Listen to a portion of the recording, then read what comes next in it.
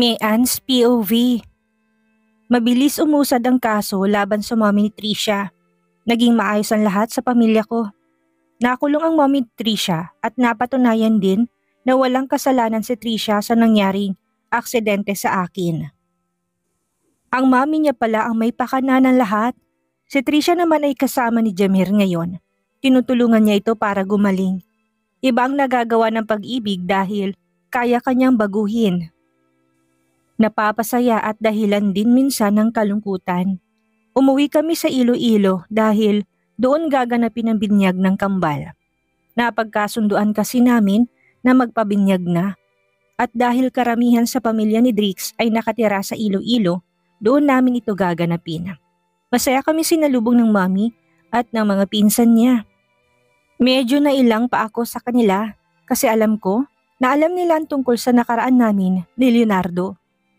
Pero humanga ako ng husto sa pamilya ng asawa ko dahil hindi nila pinaramdam sa akin na dapat akong mangamba o mahiya.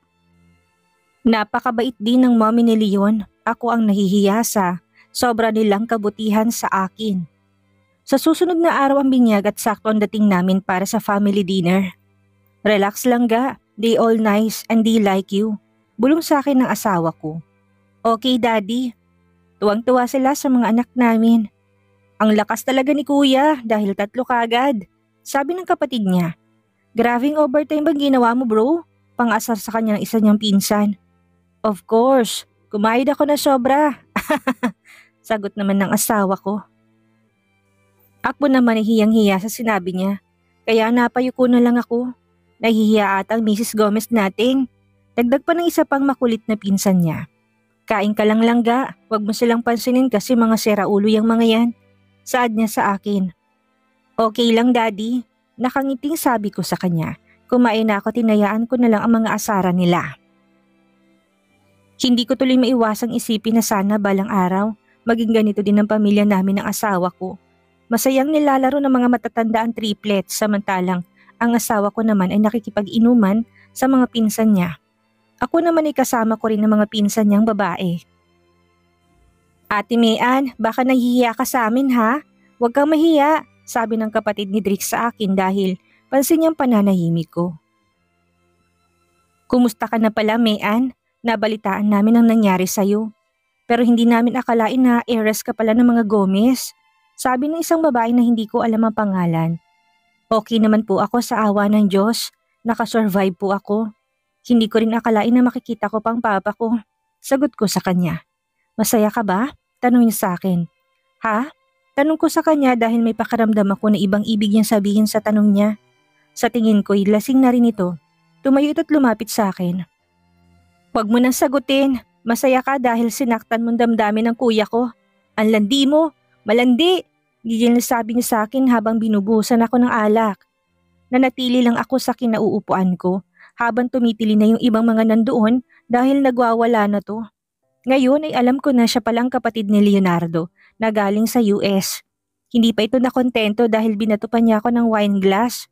Napatigil ang lahat ng dumagungdong ang boses ng asawa ko. What the hell are you doing to my wife, Christina? Galit na tanong ng asawa ko. Are you okay lang ga? May masakit ba sa'yo? Tanong niya sa akin pero hindi ako sumagot kasi kung sasagot ako, baka bigla na lang ako umiyak sa harapan nila. Sa ganyang paraan ka pala nakuha ng malandi na yan. Sigaw pa rin ni Christina. Huwag mo tawagin na malandi ang asawa ko. Baka makalimutan ko na pinsan kita. Pagbabanta ng asawa ko. Magsasalita pa sana si Christina nang buhatin na ito ng Leonardo paalis sa lugar. Tumayo naman ako at nagsimulang umalis sa garden. Dire-diretso lang akong lakad ko papunta sa kwarto namin. Hinabol naman ako ng asawa ko. Pagpasok namin sa kwarto niyakap niya ako. Sorry lang ga, hindi kita naprotektahan. Umiiyak din na sabi niya. Okay lang daddy, tama naman siya, malandi ako. Umiiyak na sabi ko, pero ang asawa ko ay pinunasan ng luha ko. Hush lang ga, tahan na. Wag mong iisipin yun, ako ang may kasalanan lahat. Huwag ka nang umiyak, tara na papaliguan na kita, kasi may alak ka. Pagbibiro na niya sa akin. Puntahan mo na lang ang triplets daddy, kaya ko ng sarili ko. Assurance ko sa kanya. Sige, iaakit ko na sila dito para makapagpahinga na tayo. Paalam niya sa akin sabay halik sa labi ko. Ako naman ito muli na sa banyo para maligo. Pasalamat din ako dahil hindi ako binato sa mukha o sa ulo. Sa kandungan ko lang. Naunawaan ko naman siya kaya hinayaan ko lang. Siguro kung ibang may gawa sa akin at alam ko na wala akong kasalanan ay talagang papatulan ko siya. Pero alam ko na may kasalanan ako kaya nanahimik ako. Binilisan kong pagligo. Paglabas ko yung saktong pagpasok ni Drix at ni Mommy. Nilapag nilang mga bata sa kama. Lumapit din si Mommy sa akin. Pasensya sa nangyari anak, sabi niya sa akin. Okay lang po Mommy, alam ko naman na lasing siya. Nakangiting sabi ko. Ngumiti si Mommy at nagpaalam na. Sige anak, magpahinga na kayo. Pinatuyo ko muna ang buhok ko. Nakangiti ako habang nakatingin sa mag-ama ko. Lumapit ako at ako nagbigay ng bote ni Zamara. Lumalaki na sila at ang kukulit na. Kasalukuyan na silang 6 na buwan. Sa susunod na linggo'y lilipat na kami sa bago naming bahay. Pagkatapos ng binyag ay mananatili muna kami dito para sa Pasko. Bukas ang dating nila papa dito dahil sa susunod na araw ay espesyal na araw para sa aking mga anak. Natulog kami na magkakatabi sa kama. Kinabukasan ay maaga kaming gumayak para i-check ang magiging venue. Doon sa Gomez ang reception at mga malalapit sa amin ang mga inimbita namin. Si Ate Cassandra nang nagbigay ng cake. Ginawa lang namin simple ang mga dekorasyon. Kahit na may pera kami, mas gusto ko na maging special to ay dahil ako mismo ang mag-aayos ng venue. Masasabi ko na magkasing ugali nga kami ni Ate Cassandra. Gabi na kami natapos at handa ng lahat para sa gaganaping binyag ng triplets. See you tomorrow, sabi ko bago umalis sa restaurant. Drix POV. Masayang araw ng binyag ng triplets. Nandito ang buong pamilya ko at mga kaibigan ko. Hindi ko lang maiwasang magalit nung nakaraang gabi, pero nagkaayos na kami ng pinsan ko. Ayoko lang ang ginawa niyang pamamahiya sa asawa ko. Dito sa Gomez venue. Nakakatawa dahil hands-on ang asawa ko pagdating sa mga decorations. Gabing-gabi na kami nakauwi sa bahay ng parents ko. Dito muna kami magstay for 1 week. Itataon kasi namin na New Year ang paglipat sa bago naming bahay. Sobrang saya ko dahil ito na talagang simula ng pamilya namin. May makakasama naman ang asawa ko sa bahay para mag-alaga ng mga anak namin at ako naman ay patuloy na magtatrabaho sa Gomez. After 1 week ay nakabalik na kami sa Manila. Bukas ay New Year na. Dito na kami dumiretso pagdating namin. Naganda si inay ng muting salo-salo. Masaya ang naging hapunan namin. Itong unang gabi namin sa bagong bahay at katulad ng inaasahan ay pinagsaluhan namin ng isang mainit na gabi. Simula rin na magsama kami ako na talagang nagluluto sa bahay. Nagluluto lang ang asawa ko kapag wala ako sa bahay. Inasikaso ko mga lulutuin ko mamaya para sa New Year. Mula dito sa kusina naririnig ko masayang harutan na mag-iina ko. Naglagay kami ng mini playground sa living room dahil kapag wala ko dito sila tumatambay sa baba. Sakto lang din ang laki ng bahay namin. Nung minsan kasi kami nag-usap ng asawa ko ay sinabi niya na ayaw raw niya ng malaking bahay. Lumabas muna ako para silipin sila. Kitang-kita ko sa mata ng asawa ko ang saya at pagmamahal para sa mga anak namin. Napakaswerte ko dahil hindi hinayaan ng Panginoon na mawala sa amin ng asawa ko. Lumapit ako sa kanya, tinalikan ko siya sa labi niya. I love you langga, bulong ko sa kanya. I love you too daddy, saad niya sa akin habang nakangiti. Sige langga, babalik na ako sa kitchen. Sinilip ko lang kayo kasi narinig kong tawa mo, paalam ko sa kanya. Ang kulit kasi ng mga babies natin daddy, nakakatuwa na sila sobra. Sabi niya. Tumawa naman ako. Ready ka na bang sundan sila langga? Pabirong tanong ko sa kanya. Hendrix, tumigil ka dyan. Ang liit pa ng mga anak mo. Wala pa silang 1 taon. Sira ulo to. Nainis na sabi niya sa akin. Langga, I'm just kidding. I know naman na hindi ka pa handa na sundan sila. Kahit ako hindi rin naman. Maybe after 5 years, sabi ko sa kanya. Bumalik ka na nga sa kusina kung ano-anong sinasabi mo dyan. Pagtatabi niya sa akin. Ako naman ito matawang pumasok sa kusina.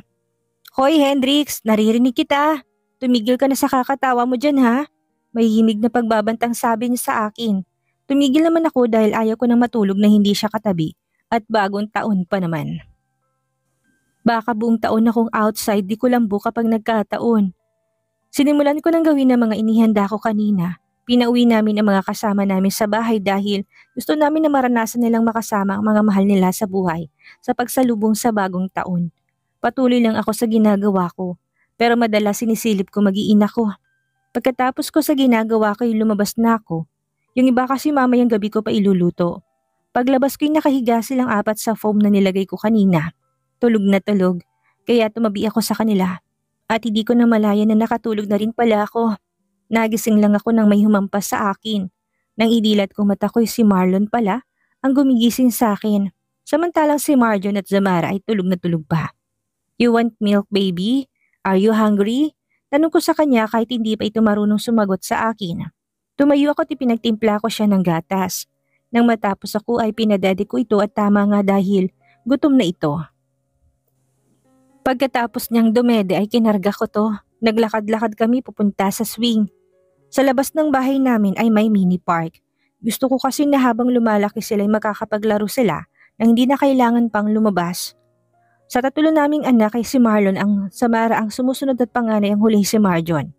Nagulat ako nang narinig ko umiiyak ang dalawa, sa loob kaya nagmadali akong bumalik. Nakita ko nagtitimpla ng gatas ang asawa ko. Nilapag ko muna si Marlon at kinuha kong isang bote na tapos na ipinadede ko na si Marjon dahil ito ang sobrang umiiyak. Sumunod si Zamara. Kahit na nahihirapan kami, nakangiti pa rin kami ng asawa ko.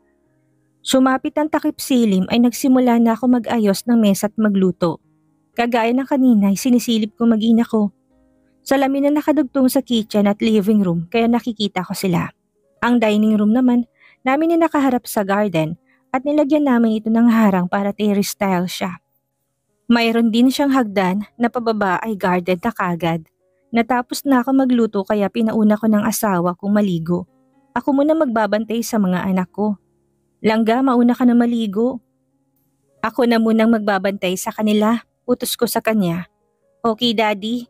Nagpagawa rin ng asawa ko ng family t-shirt para magkakapareho kaming lahat. Sumunod ako naligo pagkatapos ko yung mga bata naman ang binihisan namin. Ang cute ng damit namin dahil may nakalagay na Daddy Drix, Mami Mean, Baby Marlon, Baby Marjon at Baby Zamara. Nag-set up din ng asawa ko ng camera dahil simula noon ay lagi siyang kumukuha ng mga pictures namin. Ayaw niyang may mamiss ng mga mahalagang okasyon sa buhay namin. Buhat kong dalawa at sa kanya ang isa. Nagsimula ng countdown. 10, 9, 8, 7, 6, 5, 4, 3, 2, 1. "Happy New Year!" Sabay namin sabi ng asawa ko. "Happy New Year sa family natin, Daddy. I love you," sabi ng asawa ko. "Happy New Year, Langga. I love you so much. Thank you for loving me and loving our babies." Sad ko sa kanya sabay halik sa labi niya na tinugon naman niya. May mga fireworks ang kapitbahay kaya lumabas kami sa terrace para panoorin to. Ang saya ng simula ng taon namin dahil buong pamilya namin. Siyempre hindi buo ang New Year namin kung hindi rin kami magbabanding ng asawa ko. Mean's POV. Nandito kami ngayon sa simbahan para saksihan ang pag-iisang dibdib ng mga magulang ko. Matagal nila tong hinintay at pinangarap. Marami ako natutunan sa pagmamahala ng mga magulang ko. Na kahit anong hadlang pa ang dumating kung kayo ang tinadhana ay ang universe na mismong kikilos para matupad yon. Matagal na panahon silang nawalay sa isa't isa pero ang pagmamahal nila ay kagaya rin noong una silang nagkita. Kasalukuyang inaayusan si inay ng makeup artist. Sa edad na 45 ay batang-bata pa si inay. Maaga kasi silang nagkakilala ng ama ko. Dating si inay katulong sa bahay nila papa hanggang sa nabuo kami ni Liro. And speaking of Liro, sobrang gwapo ng kakambal ko. Pinalitan na kasi niyang nerdy looks niya. Siya na rin ang hahawak ng company dahil balak ni papa at inay na magbakasyon at gawin ang mga bagay na magkasama.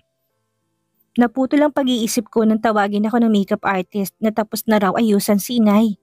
"Mami Ann, ready na po ang bride." "Okay, thank you." "Wow, ang ganda niyo po inay," puri ko sa kanya. "Salamat anak, mana sa'yo," pabirong sabi niya sa akin. Siyempre po, akong kasama niya papunta sa simbahan. Si Liro naman ang naghatid sa kanya sa harap ng altar. Napaiyak ako nang basahin na nila yung wedding vows nila. Hindi ko akalain na ganito kadrama si inay sa araw na to. Madalas kasi lagi itong kalmado at palabiro. Naging masaya ang lahat ng mga dumalo sa kasal. Simple lang ito kagaya ng kagustuhan ni inay. Gomis din ang kinuhang catering service. Ayaw sanang pabayaran ng asawa ko pero kinuha kong bayad kay papa. Hindi naman pwedeng libre dahil negosyo to ng asawa ko. Sobrang natatawa pa to na sabihin ko na ako na naglagay ng presyo. Maraming pera si papa kaya okay lang yon. Trip to Paris ang niregalo ko sa kanila. May ipon naman ako kaya yun na lang ang ginamit ko pambili ng tiket. Umuwi na kami ng maaga dahil nagliligalig ng mga bata. Malapit na silang mag 1 year old kaya sobrang kulit na. Kung dati tahimik sila ngayon naman napakaiyakin na nila. Sobrang nahihirapan na ako nitong mga nakaraan sa pabago-bagong tulog nila. Madalas na akong puyat. As much as possible ay sinisikap kong alagaan silang tatlo. Madalas napupuyat din ng asawa ko sa pagbabantay sa mga bata, lalo na kapag hindi magandang pakiramdam ko. Pinatulog muna namin ang mga anak namin. Bago kami naghanda para matulog, madalas namin gawin na manood ng movie kapag pagod kami. Minsan kasi nakakawala rin siya ng stress. Hindi pa ako inaantok kaya gusto kong kakwentuhan ng asawa ko. Ang saya ko ngayon, Daddy, kasi matagal na pangarap ko na buong pamilya ay nangyari na sa mga magulang ko. Kay buti talaga ng Panginoon sa atin, hindi niya tayo pinapabayaan. Sabi ko sa kanya, I'm happy when you're happy, Langga. And I am forever grateful to God dahil binigyan niya sa akin ng napakamapagmahal at mabait na asawa. Nakangiting tura niya sa akin. Sus, binubola mo ka, Daddy. May gusto ka lang atang gawin eh. Pang-aasar ko sa kanya, tumawa naman ito. Bakit? May mali ba sa sinabi ko, Langga? Bakit? Gusto mo ba? I know that you can't resist my charm. Sumisigaw ka pa nga ng harder, Daddy. Inaasar na rin niya ako. Tsk, baka gusto mo sa lapag ulit matulog. Pananakot ko sa kanya. Bakit ganyan kay mga babae, Langga? Kayong nauunang mang-asar pero sa huli kayong galit. Patuloy na litanya niya. Matulog na tayo, kagaya ng laging sinasabi ni Ate Cassandra. Ginusto mo kaya magtiis ka. Ayan kasi mahilig kayo sa bata. Good night, Manong Drix. I love you. Sabi ko sa kanya bago tumalikod. Anong sabi mo, Langga, Manong? Baka gusto mo subukan kung ilan pang kaya ng Manong na sinasabi mo. Tumigil ka dyan, Chef. Nagkukunwaring sabi ko. Siyempre, need din minsang magpakipot kahit na gustong gusto ko rin. Wala pang ang ginagawang asawa ko nagsisimula ng mamasa ang panty ko. What more kapag tinutuon niya? Kahit isa lang, Langga, please. Nagpapakyut, sabi niya. Sa pagkakaalala ko, Mr. Gomez, yung isa mo umaabot ng 3 o 5 pataas. Kaya wag ako. Sabi ko sa kanya. Payakap na lang, Langga. I know you're tired. I love you. Bulong niya sa akin. I love you too, Daddy. Good night. Sagot ko sa kanya bago ako pumikit. Sa ilang buwan naming pagsasama simula nang magising ako'y palaging ganito. Mainit pa rin ang bawat yakap niya sa akin. Ang tibok ng puso ko'y katulad pa rin ng una ko siyang nakita. Dumaan ang mga araw at buwan kasama ng mga taon ay naging masayang pagsasama namin ng asawa ko. Nasa toddler stage na rin ang mga anak namin kaya sobrang kulit na talaga. Kahit minsan hindi ako binigyan ng asawa ko ng dahilan para magselos at nag-isip ng hindi maganda. Mag-isa lang akong pumunta ng grocery ngayon dahil nasa trabaho ang asawa ko.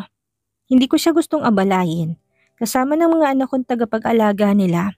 Kampante naman ako dahil mabait ito at mapagkakatiwalaan. Tumagal din ako sa pamimili ko ng ilang oras. Kasalukuyan ako naghihintay ng masasakyan. May dumaan na taxi kaya sumakay na ako. Nang malapit na kami sa bahay ay may humarang sa daanan namin. Marunong ako sa self-defense pero 5 sila at may mga baril pa kaya wala ko nagawa kung hindi sumama na lang. Nilagyan din nila ng takip ang mata ko. Mga kuya, saan niyo ba ako dadalhin? Ano kasalanan ko sa inyo? Tanong ko sa kanila. Wala kang kasalanan sa amin, madam, pero sa boss namin meron. Kaya manahimik ka na lang dahil ang tagal ka naming inabangan. Siguradong nahuhuli na tayo at malilintikan kami. Sabi sa akin ng isang lalaki. Hindi ko alam pero parang kilala ko yung boses niya. Sino po bang boss niyo? Kuya, pakawalan niyo na ako, baka hinihintay na ako ng mga anak ko at ang asawa ko. Umiyak na sabi ko. Gago, malilintikan tayo nito, pinaiyak mo. Sabi pa ng isang pamilyar na boses. Huwag ka na umiyak, madam, dahil wala namang magagawang pag-iyak mo. Mas mabuti na sumunod ka na lang para walang masaktan, sabi niya sa akin. Tumahimik na lang ako, tumigil ang sasakyan at pinababa nila ako. Hindi ko alam kung saan kami pero dinala ko sa isang silid. Tinanggal din nila ang takip sa mata ko. Kaya bumungad sa akin ng 5 taong 2 babae at 3 lalaki. Madam, makipag-cooperate ka na lang sa amin para makauwi ka. Sabi sa akin ng akala ko lalaki, pero binabai pala siya. Mabait naman sila. Inayusan nila ako pero nilagyan ulit ng piring ang mga mata ko. Wala akong idea sa mga nangyayari. Bastang alam ko, pinasuotan nila ako ng damit na sa tingin ko'y gown. Nasaan ba ako? Baka nag-aalala ng asawa ko sa akin. Mian's POV. Lumabas kami sa kwarto at inalalayan nila ako. Saan tayo pupunta? Tulungan niyo naman ako. Siguro hinahanap na ako ng asawa ko. Pakiusap ko sa kanila. Pinipigilan ko rin na umiyak. Nandito na po tayo, madam. Sabi sa akin ni Love na siyang nag-makeup sa akin. Tinanggal nilang takip sa mga mata ko. Hindi ko muna binuksan dahil may pangamba ako. Nang wala akong marinig sa paligid ay dinilat ko ng mga mata ko. At bumungad sa akin ng isang garden na punong-puno ng mga butterflies at mga ilaw na kumikinang. Ganitong-ganito noong first date namin sa bahay nila. Sa sobrang tuwa ko hindi ko napansin kagad ang suot ko. Napaupo ako sa gulat nang tignan kong damit ko. Naka-wedding gown ako at yung wedding gown na ako mismong gumuhit. Ito yung drawing ko noong high school ako na gusto kong isuot kapag ikakasal ako. Nang tumingin ako sa harap ay nakita kong asawa ko. Meron palang chapel doon, tinulungan naman ako at nakatayo ng mga kasama ko kanina. Nagunahan ang mga luha kong pumatak nang makita ko yung asawa ko na nakangiti sa akin. Hindi ko alam ang gagawin ko. Nanatili ako nakatayo dahil hindi pa nagsisink in sa akin ang mga nangyayari. Hindi ko alam kung ilang minuto na ako nakatayo. Basta nahimasmasan lang ako noong nagsimula ng tumugtog ang wedding song.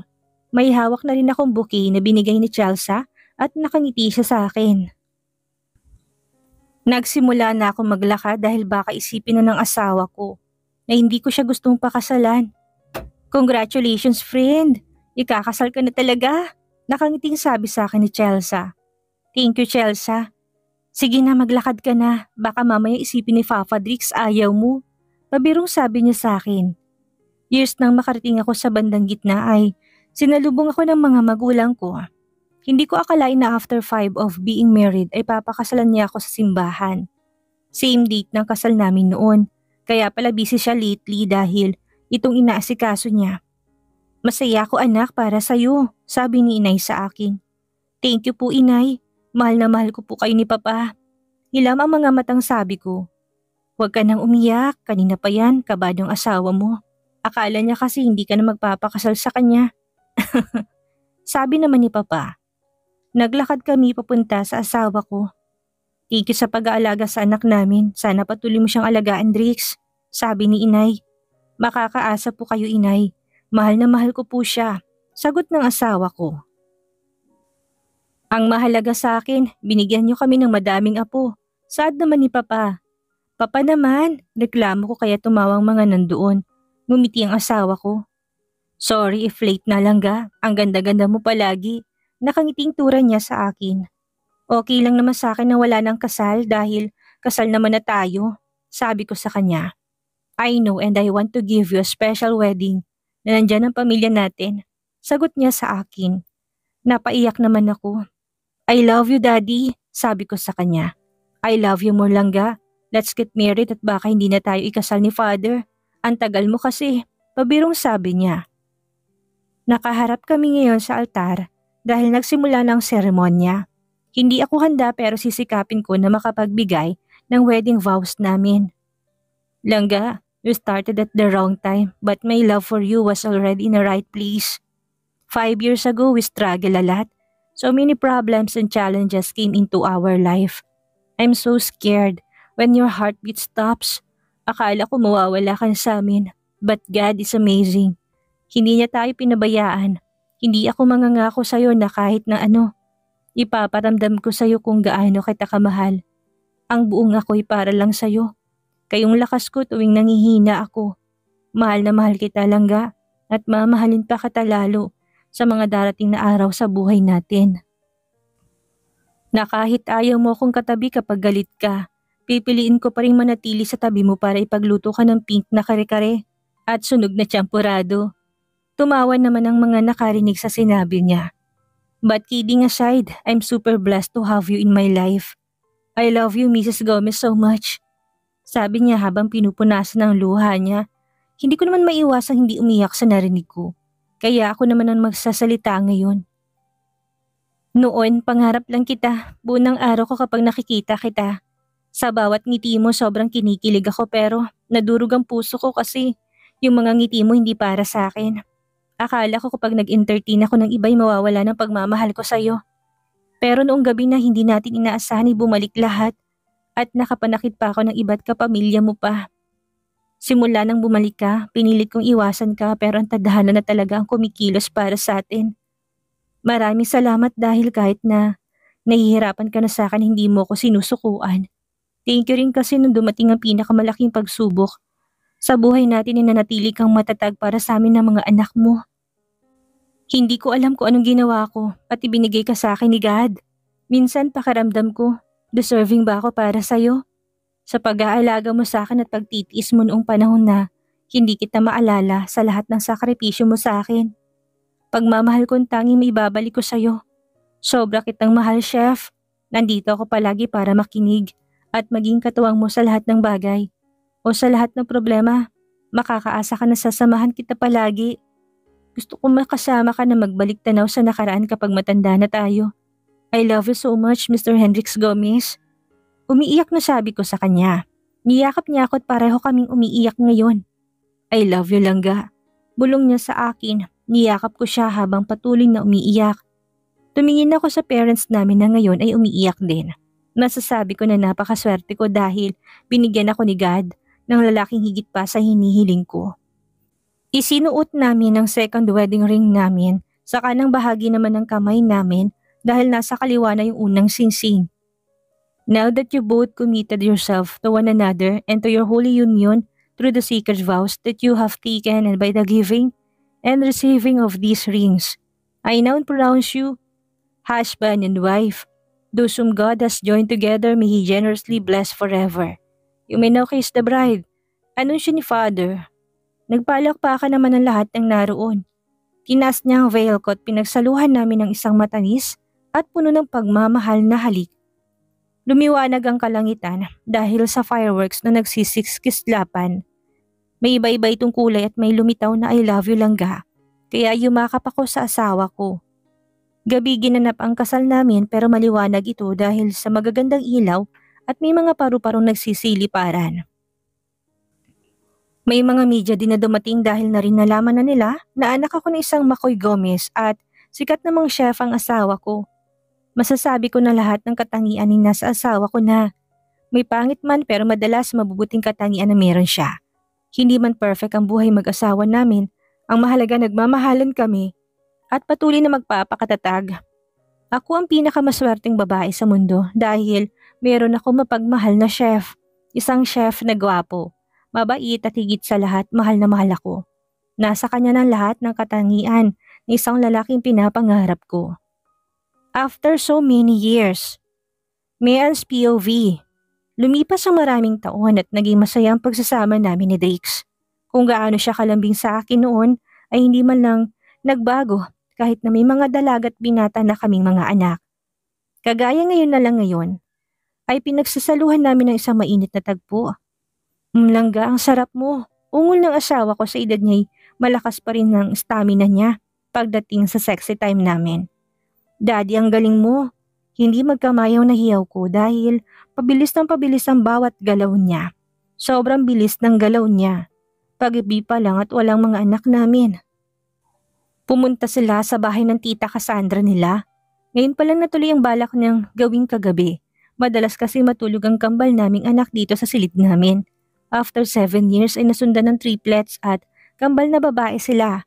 Identical twins at talagang magkamukha lang silang dalawa. Si Rosenda ay may balat sa likod at si Rosario naman ay walang balat. Shit, Langga, I'm coming again. Sabi ng asawa ko. Ako din, Daddy, ayan na oh. Napayakap ako sa kanya ng mahigpit. Minsan tinatanong ko to kung anong ininom niya dahil ang lakas ng stamina niya pagdating sa pakipagtalik. Madalas ay tinatawanan niya lang ako. Dahil natural na lakas lang daw ang meron siya.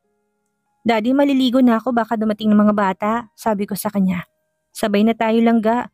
Promise, last round na talaga to. Sinusulit ko lang dahil mamaya yung mga anak mo. Nandito na naman matutulog. Nakaingos na sabi niya. Last na daddy ha, kasi mamaya hanapin na tayo ng mga anak mo pagdating nila. Kasalanan mo rin masyado mong bini-baby kahit na 12 years old na. Kahit si Samara ganyan ka rin. 19 na siya pero tingin mo sa kanya baby pa rin. Kaya madalas na nagtatampo. Sabi ko sa kanya, Langga, ganyan ka rin naman sa mga binata natin kahit na kaya na nilang gumawa ng baby. Ay bini-baby mo pa rin. Balik na sabi niya sa akin. Abat, tinuturuan mo talaga yung mga anak mo ng kalokohan no? Pag sila nakabuntis ka agad, malalagot ka sa akin. Inis na sabi ko. Matalinong mga anak mo Langga, alam nilang ginagawa nila kaya para hindi maubos ang oras natin, sa pag-uusap ay simulan na natin ang dapat simulan, sabi niya sa akin. Binuhat niya ako sabay halik sa labi ko. Hindi namin pinuputol ang halikan namin hanggang sa makarating kami sa banyo.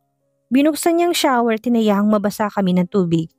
Panabay naming ungol dahil sa sarap ng halik na pinagsaluhan namin. Napuno ng halinghing ang bawat sulok ng banyo. Langga, ang sarap mo sobra. Umabot na tayo sa ganitong edad pero para sa akin ikaw pa rin ang mayan ko 20 years ago. Sabi niya sa akin. Simula na maging asawa ko siya hindi na ako nahihiyang umungol at kung minsan ay napaka-dirty talks na rin ako.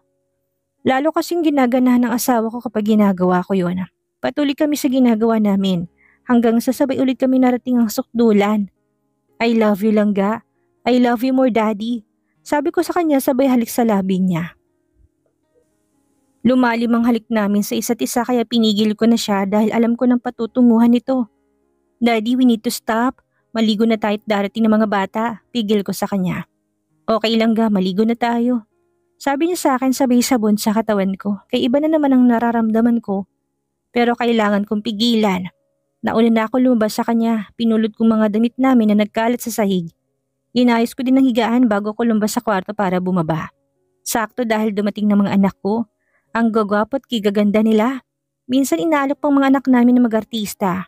Pero walang may interes sa kanila. Hinahayaan namin sila sa mga bagay na nais nilang gawin para sa huli wala silang pagsisihan. Hi mommy, we missed you. Sabay-sabay na sabi nila. I miss you din mga anak. Kamustang araw niyo sa bahay ni Tita Cassandra niyo? Tanong ko sa kanila.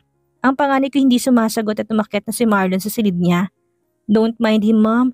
Ganyan lang yan kasi hindi siya crush ng crush niya. Tumatawang sabi ni Marjon. Where is daddy mom? Tanong sa akin ni Rosenda. Nasa taas pa pero pababa na yun. Sagot ko sa kanila. Hi mga babies ni daddy. How is your day? Tanong ng asawa ko habang pababa ng hagdan. Ang laki talaga ng ngiti nito. We're fine dad. Matamlay na sabi ni Zamara. Kaya tumingin sa akin ng asawa ko. Nagkibit-balikat lang ako dahil hindi ko rin alam. Okay, dahil malungkot na mga anak ko, papasayahin na lang ni mommy and daddy. What do you want for dinner? Tanong ng asawa ko sa mga anak namin. You want kare-kare dad? Sagot nila kay napangiti ako. Pareho kami ng favorite ng mga anak ko. Iba rin kasi talaga mga luto ng asawa ko dahil lahat yun ay may kasamang pagmamahal. Okay, tatawagin na lang namin kayo kapag ready ng dinner. Sabi ng asawa ko. Hindi na kami kumuha ng kasambahay dahil gusto kong matuto sa buhay ang mga anak ko. Napagkasunduan naming mag-asawa na hindi palakihin sa luhong mga bata. After so many years ay nalaman na rin namin ang laman ng envelope na binigay ni Papa. Naglalaman yun ng mga document na may nakasaad na ipapamana sa mga anak namin ang kayamanan ni Lolo't Lola. Napagkasunduan rin na ipamana ni Papa kay Liro ang sariling kumpanya ni Papa. Wala naman akong magagawa dahil yun ang nakasaad doon. Hahayaan ko mga batang mag-decide kung sinong papasok sa company. Sa ngayon si Marlon ang tumutulong sa tito Liro niya. Dahil si Marjon ay katulad ng daddy niya na mahilig di magluto.